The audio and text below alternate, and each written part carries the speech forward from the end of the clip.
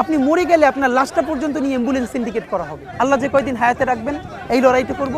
যেদিন নিয়ে যাবেন আমি স্বপ্ন দেখে যেতে চাই, আমি আমাদের এমন টিম, আমি আমার সন্তানকে রেখে যেতে চাই, আমার মৃত্যুর পরে যেন এই লড়াই বন্ধ না হয়, এই লড়াই যেন বাংলাদেশে কিয়ামত পর্যন্ত জারি। রাঘব বোয়ালরা তাদের ছানাপোনা পাঠিয়ে চাঁদাবাজি করাবেন ঢাকা হাটের মধ্যে, আমি সংসদে দাঁড়াইয়া বিসমিল্লাহ বইলা প্রত্যেকের নাম প্রকাশ করে দিই, এরপরে যা আছে কপালে আমার হবে। আমি আপনাকে শুধু এটুকুন বলি, যদি আল্লাহ আমাকে এমপি বানায়, বাকি 299 জন এমপি তার ভোটারদের কাছে ইনশাল্লাহ পরবর্তী নির্বাচনে চাপের মুখে পড়বেন ভালো অর্থে, এবং তারা শুনতে বাধ্য হবেন যে এই ছেলেটা এইটা পারলে আপনারা কেন পারলেন না।